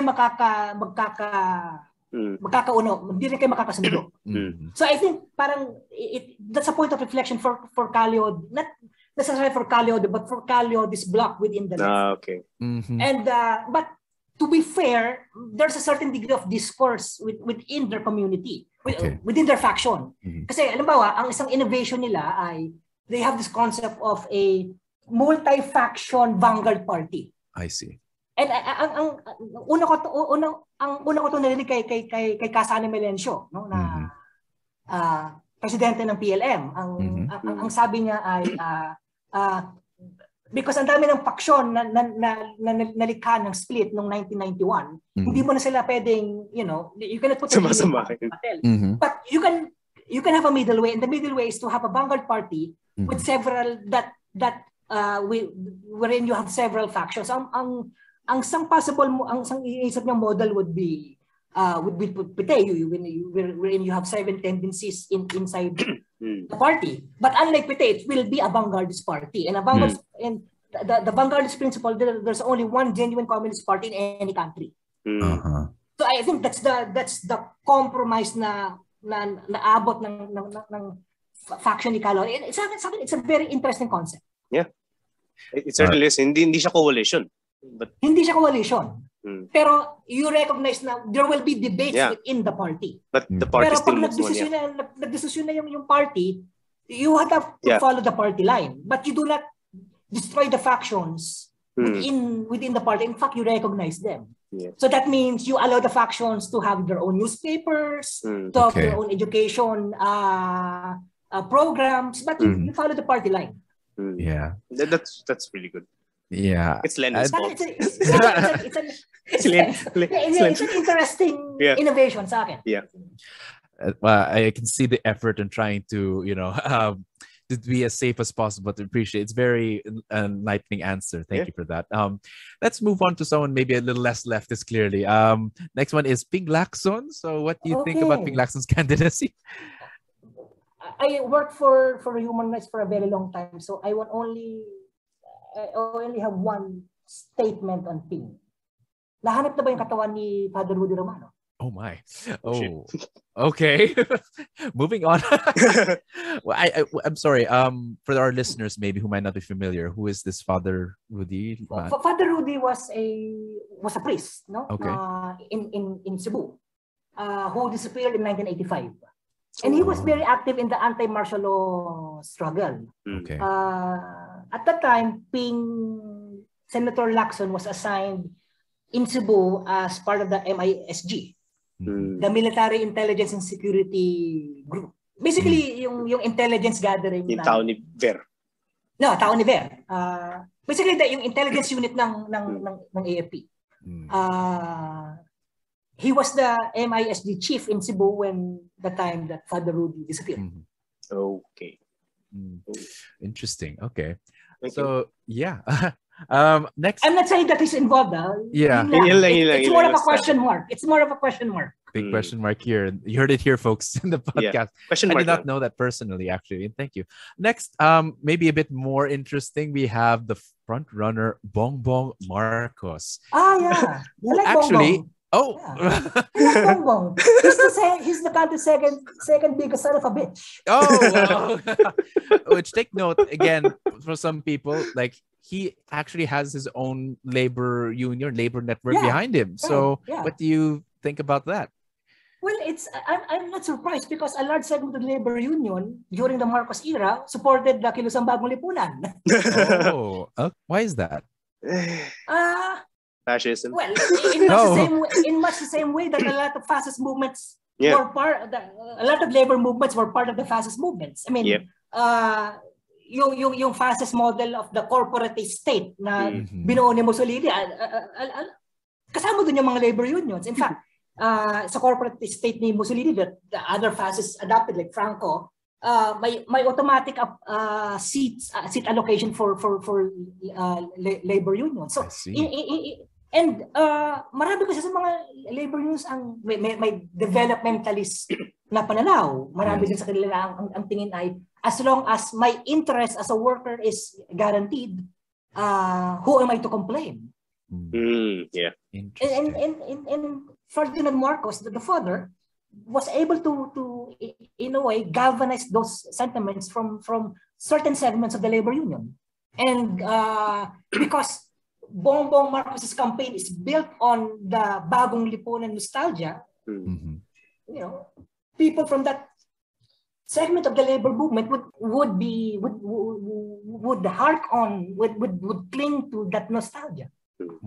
I personally didn't know that. That's interesting. And you'd think that the unions are leftist, but they can also be co-opted by, would you say right in saying like right or fascist, movements? I would say that labor unions are not automatically democratic. I see. Okay. Yeah. Interesting. That's the reason why Lenin and Marx shed doubts on labor unions. Kaya again, recent revivals of Marx, worker-owned enterprise dapat hindi labor union. Anyway, we're all gram cheese right now watching labor unions join non-democratic forces. Yeah. Okay. Next, we have Isko Moreno, Manila mayor. Yeah. What do you think? Interesting guy. I think Isko's campaign is turning out like his favorite dance tune of Timmy Thomas. It's dying inside. Oh no. I mean, to be fair, he had a great start. Interesting start. Yeah, he had a great start. I mean, I considered voting for the guy. I considered him. Oh, why is that? I think he performance as Manila mayor that was a good start. Yes. Parang he's young. He projected in a certain degree of progressivism. He's hip. And then I don't know what happened. It just imploded like that. Yeah. And besides, I mean, he's part of Action Democratico. My wife used to be part of that party, so I have friends in his party, and I think yung mga kaibigan ko na nasa Action are people of integrity, and they really love our country. Okay. So parang, because they believe in Isko, parang I would give the guy the benefit of the doubt. Okay. I just don't know what happened. I think he should look for another song. I thought it's organic. So what happened? I think he just lost his cool. Like nagpanic si Manong. Yeah. Anything else? Sayang. Borge, before we move on to another candidate. Isko? No, it's fine. Okay. Ano naman? Bakit mo ako tinanong kay Isko, ha? Baka defensive, ba? Sige. Now, anyway, okay. Next, we have one who is a bit underestimated, but still making a good impression. Manny Pacquiao. Manny Pacquiao. Yeah. Well, we're both evangelical Christians. Oh, okay. I think the tragedy of Manny Pacquiao, this could be a very controversial statement. The tragedy of Manny Pacquiao is that the guy is corrupt. Unfortunately, he doesn't know that he's already corrupt. Well, I'm not saying that Manny Pacquiao is stealing from public coffers, but when I say corruption, I'm using the World Bank definition of corruption as using public position or state position for private gain. Okay. And this is evident in how Manny Pacquiao conducts his politics. I mean, the guy has created one of the most powerful political clans in Sarangani, if not the entire SocDem region. Yeah. In fact, they were so successful that now the Antoninos, the former dominant political dynasty in Jensen, are no longer fielding any candidate. Oh, shit. Walang tatakbong Antonino ngayon. They still have their own local political party, AIM, Achievers with Integrity Movement. Pero none of the Antoninos are contesting the elections. That's how successful the Manny Pacquiao is in destroying the Antonino. I would say destroying, neutralizing the Antonino clan. But in the process, he created his own clan. Jinky Pacquiao became vice governor of Sarangani. Yeah, I noticed that. Her greatest contribution was not attending any meetings. Oh, wow. Okay. And then his brother Ruel is now the deputy speaker of the House. Now he's running for governor running for governor of Sarangani. Yung kapatid niya, si Bobby, ay kongresista din ngayon. Re-electionista. Yung asawa ni Bobby, si ano pangalan ng asawa ni Bobby Pacquiao? Lorelai ay ay presidente ng Liga ng mga Barangay sa Jensen at tumatakbo ngayong mayor. So you have Manny, you have Jinky, you have Ruel, you have Bobby, and then you have Lorelai.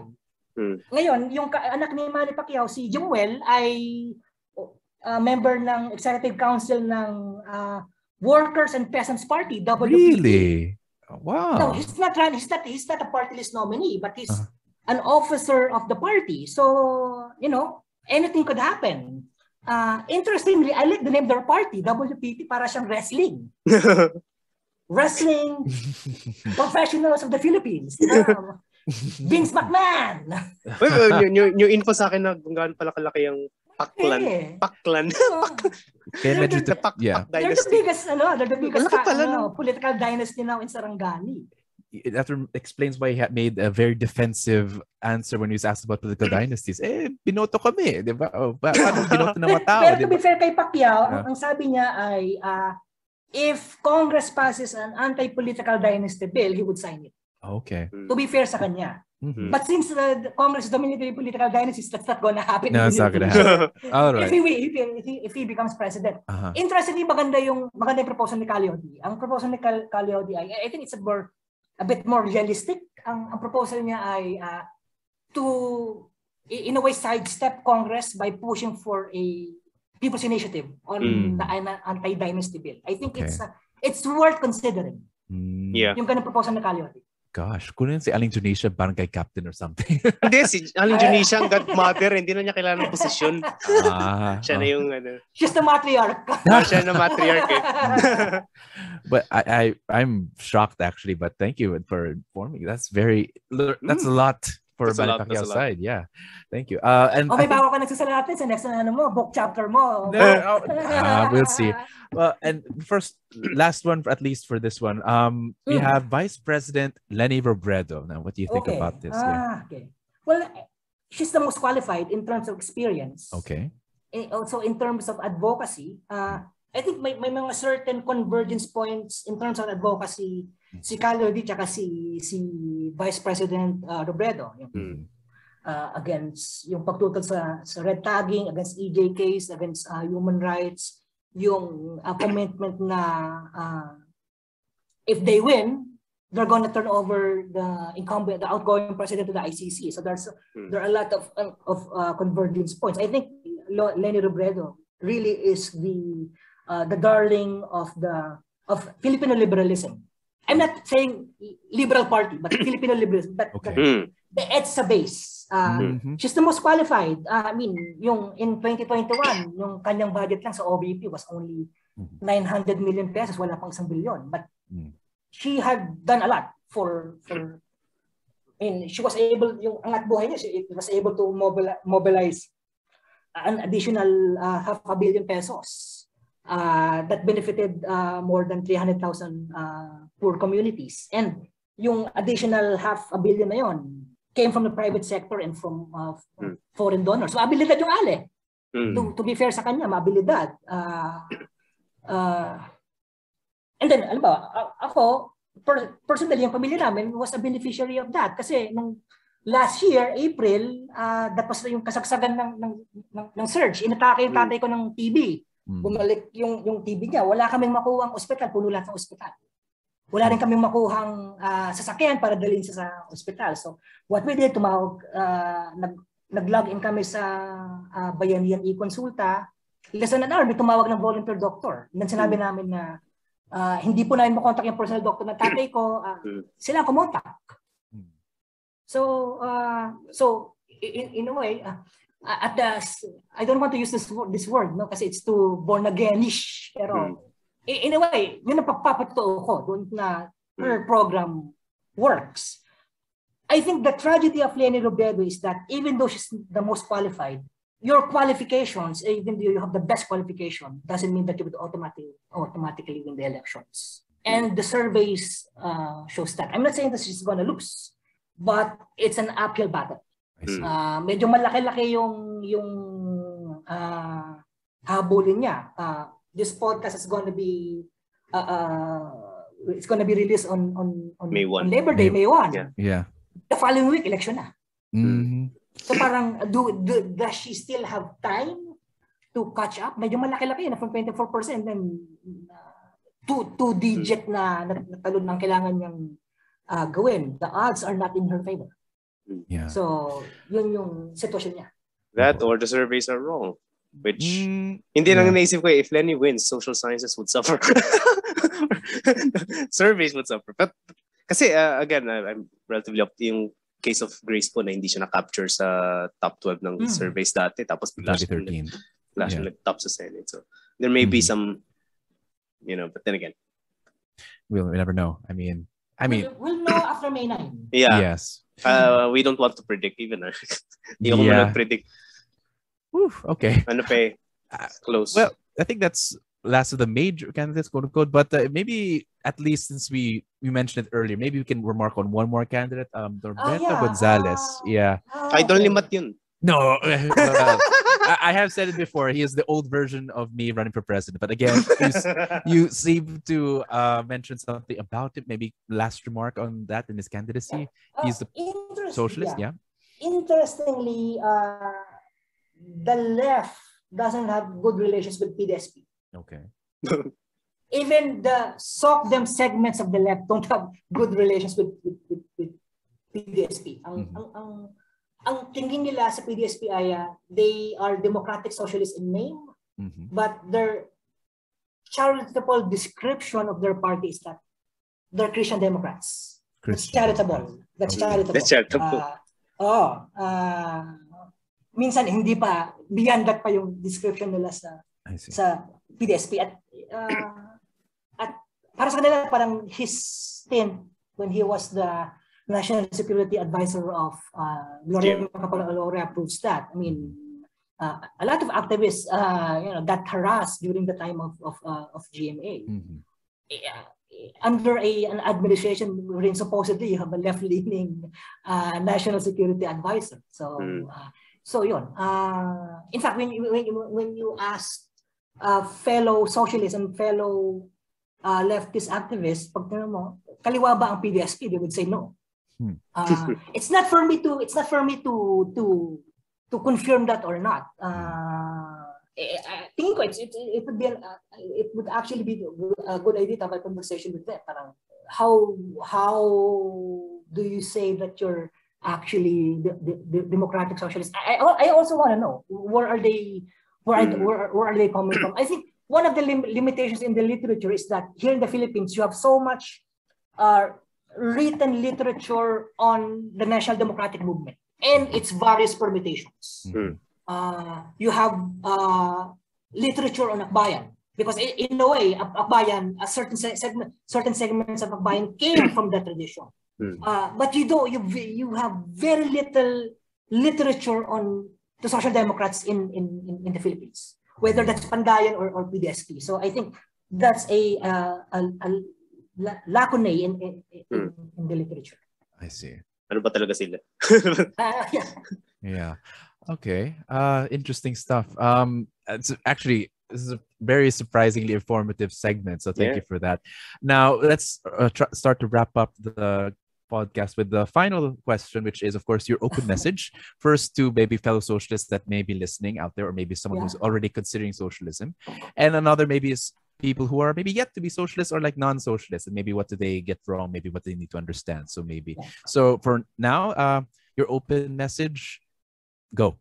I will not be distinguishing between socialists and non-socialists. But I will be addressing this message to all Filipinos or to all your listeners. And I think it's interesting to note that Article 2, Section 1 of the Constitution states that guarantees full citizenship for all Filipinos. It says that sovereignty resides in the people, and all government authority emanates from them. That the Tagalog translation is far better and more poetic. Ang soberenya, ang absolutong kapangyarihan ay nakalagak sa sambayanan at ang otoridad ng pamahalaan ay nagmumula sa kanila. Unfortunately, it's very poetic. Unfortunately, those are dead letters of the Constitution because of the gross inequality in our country. For me, socialism is the attempt to fulfill the promise of the Constitution and to fulfill the promise of our nation. Those words in the Constitution are not only rooted in the EDSA revolution, it's actually rooted in our earlier revolution of 1896, in the essay Liwanag at Dilim ni Emilio Jacinto. Ang sinabi niya ay, ang lahat ng tao ay magkakapantay-pantay sapagkat iisa lamang ang ating pagkatao. So in a way, the revolution of 1896, the revolution that created our nation, is rooted in that principle that we are all equal. Unfortunately, the promise of the revolution has yet to be fulfilled. So, ang daming iterations noon ng promise ng revolution all the way to the 1987 Constitution. But that promise has yet to be fulfilled. That's the reason why socialism is there, so that we can actually achieve that promise of the revolution, that promise of the nation. Now, and the promise is we should have equal dignity and equal rights. We should enjoy the benefits of full citizenship. But unless the structures of inequality are there, that promise of the nation will never be fulfilled. Now, syempre, marami ding mga, and this is my final point, maraming mga nagsasabi na parang it's another pie in the sky. You know, the left is has this tendency of seeing donuts floating like clouds. I totally understand. But the left has achieved a lot of victories in the course of our history. The left was part of the anti-dictatorship struggle. Now we have that certain democratic space na lumiliit ngayon because of the present administration.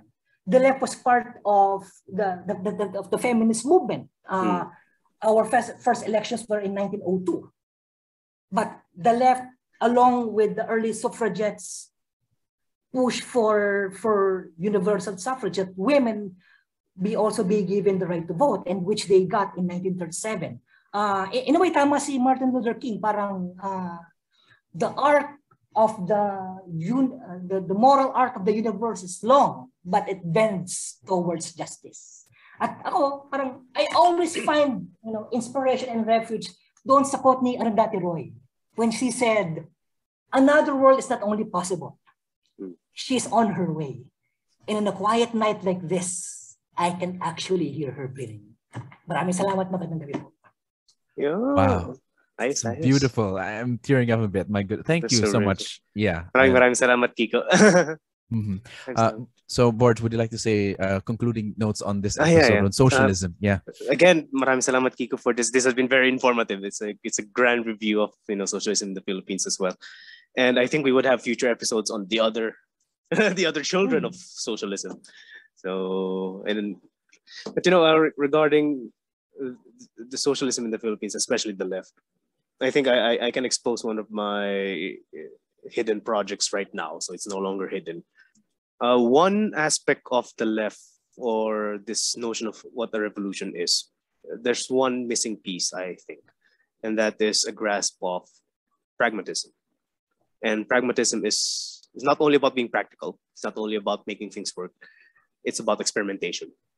And there's a work on the American left, and the main argument of that, I forgot the book, but I would put in the references. The main argument of that work, why the American left failed, was that they actually excluded pragmatists, John Dewey, William James, because especially John Dewey, who had very clear socialist tendencies in his writing, because he's also Hegelian. Also Trotsky. Yeah.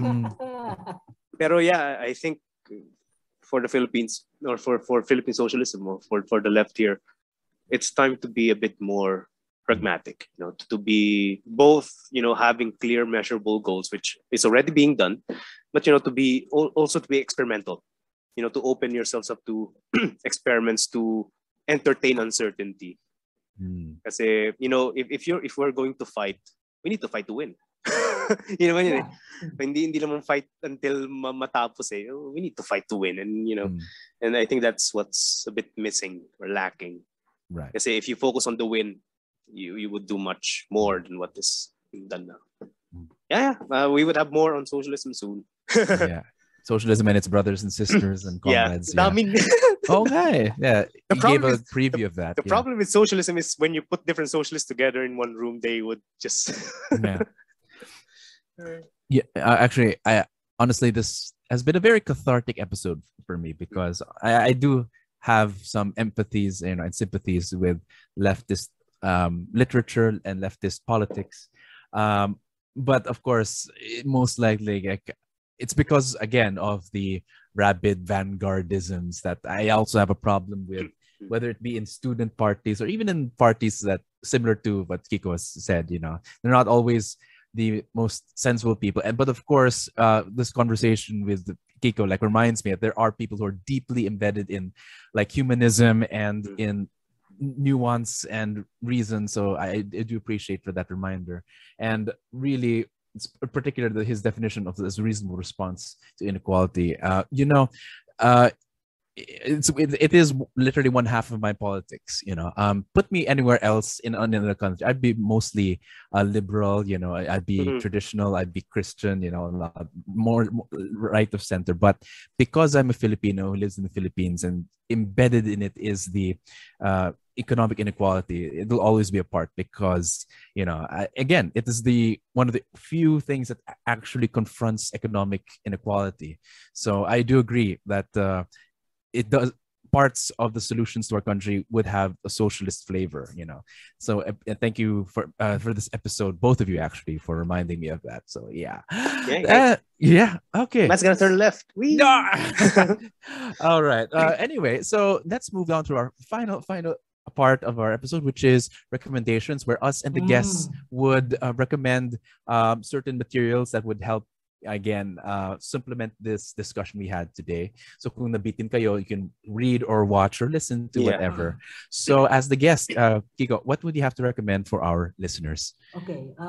Kung non-fiction books, I would recommend 3 books. Siyempre, the Communist Manifesto. It's basic. Yes. Yeah, tumatawa na si Board. So And then, I would also recommend Terry Eagleton's Why Marx Was Right. The good thing about that book, and the good thing about Terry Eagleton's writings, is that he writes in a non-technical manner. So he's a very good essayist. So Terry Eagleton is a kind of philosopher that you can actually read in the beach. So I like that book. And the third book would be Michael Harrington's Socialism, Past and Future. It was written in 1989. It was his last book. A few months after it was published, he died of cancer. It was republished, reissued in 2012 at the height of at the beginning of the socialist surge in the US with Bernie Sanders. So it talks about the crisis of the left at the time. The Soviet Union was falling from a democratic socialist perspective, and a reaffirmation in his own words that socialism is still the hope of freedom and justice in the world. For a nonfiction, I would read, if you're a science fiction geek, I would recommend Ursula Le Guin's The Dispossessed. So the setting is, it's about a scientist that traverses literally two worlds, Uras and Anaris. Anaris is a moon wherein the community practices anarchism, and Uras is the planet wherein it's patriarchal and capitalistic. For movies, I would recommend the documentary Marx Reloaded. It's interesting because it's an interview of, it's a combination of interviews. So they interviewed Antonio Negri, Slavoj Zizek, the big contemporary Marxist philosophers, Hard, and then at the same time, it's juxtaposed with animation. This imaginary conversation between Marx and Trotsky in the Matrix setting. Yes. The red pill or the blue pill. And then another movie that I would recommend is, bakit ko na kanina, El Postino. Okay. The Italian film El Postino. Yeah, okay. Thank you. Thank you. Borj, anything you'd like to recommend? I think I would recommend 3 things for our listeners. Again, Communist Manifesto, better read it. Naalala ko tuloy mga estudyante ko. I had a NatDem student and I had the free marketer in the same class. I told the NatDem, I told the free marketer, read the economic philosophical manuscripts before you say anything else. And I told the NatDem, and this is what I would like to recommend, would be The Fatal Conceit by Friedrich Hayek, which I think pins down, the root of the earlier problem that we have been dealing with, which is this incapacity to tolerate other tendencies. But then again, The Fatal Conceit, the main argument is you really cannot plan an entire economy, and it's the conceit of socialism to think that they can. Hence, they can actually, have the tendency to crush liberty just to make things fit. But I think the main message of Fatal Conceit is, again, the humility that you must have in facing the complexities of the world, and of course facing differing. It's basically just basic intellectual humility, which Hayek would like to emphasize. We cannot know shit. We cannot know everything. And we must admit, and we must deal with that. We must move on through that. We cannot know everything. The next work that I would like to recommend, I think this is a very short work, and I think it's available online. I think there are PDFs on it. You can easily find this one. It's Democracy at Work, A Cure for Capitalism by Richard D. Wolff. So Richard D. Wolff is one of the, I would call him not heterodox Marxist economist right now. And this is where his argument says that if you want to pursue political democratization, you must democratize the economy. So you must, the root of political democratization would always be, to an extent, economic democracy. Worker-owned enterprises would be there. Labor unions, they can still exist, but the future would be with worker-owned enterprise. And curiously, regarding political democracy and economic democracy, not surprised now, this is one of my disappointments with Pol Sci. We have been taught by people about polyarchy, Robert Dahl. We're familiar with Polyarchy by Robert Dahl. A lesser known work was actually A Preface to Economic Democracy by Robert Dahl, wherein he actually presents that you cannot democratize politically if you cannot democratize the economy. So Pol Sci, profs just ignoring that is a bit of a disappointment na ngayon ko lang nakita. Out of so many years, nakala ko Dahl is about polyarchy, meron pala siya economic democracy work. But yeah, Democracy at Work by Richard Wolff. The last recommendation I have would be the movie Trotz Alledem. It's a German movie. It's a German film, 1980s, I think. Wait, let me double. 1972. So Trotz Alledem, it's available on YouTube. I can send the link. It's about the Spartacist uprising in Berlin. So manifestation of in left fighting, because you have the Marxists, Rosa Luxemburg and Liebknecht taking over Berlin and some other parts of Germany, and then you have Friedrich Ebert and the Social Democrats allying themselves with militarists to crush the uprising. So that led to the death of course, Rosa Luxemburg and Liebknecht and many more. Yeah. Okay. Thank you. Very interesting stuff. I think I'll read those too. All right. I'll also recommend 3 things. Wow, 3 is a magic number here. Yeah. So actually, the first 2 are books, and I think these can be. Well, these are easy to access. They're still available in Shopee and National Bookstore, I think. But these 2 can come in a set. I read them together sometimes. The first one is by Contested Democracy and the Left in the Philippines After Marcos by Nathan Kimpo. We all know, actually, he's been in Lasal. We have a autographed copy, and I do. And I think this is one of the first books I read as an undergrad, which in a way details that that branching graph of like the left, and in a way he talks about precisely like again, contested democracy, wherein of course most of the battlefield of democracy is elections, and the left is outside of it. So in a way, there's a contested form of democracy. So it's one of my first entry points into Philippine left. And the other one, which is maybe a supplementary work, it's a bit more human. It's called The Subversive Lives, a family memoir of the Marcos years, and again by Susan and Nathan Kimpo, both Kimpos. We also get this in, was it published by Anvil? Anyway, and this one is again more personal. It's a memoir and talks about their lives and their political activism. And it again gives the backstory of Nathan Kimpo himself. Besides being a scholar, was an activist and was also, you think, in the front lines, but also eventually tortured. And I'm like, when I first looked at him after having read it, saying, "How are you still alive?" I mean, but of course, but deep respect. He wasn't only a scholar, but also an activist. So these two books together, like, give at least the human flavor of leftism in the Philippines, at least. So yeah, it's also very, it's like a novel. It's like reading again Game of Thrones. Like it changes per perspective. So yeah, I think was it Susan Kimpo like recently passed? I'm not sure. Yeah, which is sad, unfortunately. But yeah, it's one of the great things she left behind for us all. So yeah. And the last thing, one of my favorite movies actually is 2012 movie Pride, which is an interesting, based on a real movement, lesbians and gays support the minors. It's a funny thing because it's about this, one character. He tried to unite his friends, urban lesbians and gays, and to get them to join the miners' strikes in the United Kingdom, which was against Thatcher. His idea was to unite against the common enemy. And the weird thing is that while, of course, it's ideology motivated, what connected them together again was that common cross-sectional, intersectional source of suffering, and of course, humanity. And again, the leftists have, quite frankly, the best political songs. You'd have the Unions Forever, like Bread and Roses, which I mentioned in the feminism episode. Again, it's beautiful. And again, if you want to know again the best of leftism, you've watched that movie. Because if you go to the news, it's again not a great thing. But if you want to again convert into leftists, best watch this movie and read these books, which is a bit more earnest and honest accounts of like what leftism can be and socialism can be actually. And yeah, that's our episode. So thank you very much again, Kiko, for this. Salamat. Yeah. Do you have anything to say, maybe promote before we end? First, please regularly listen to this podcast. Oh, thank you. Okay. This one.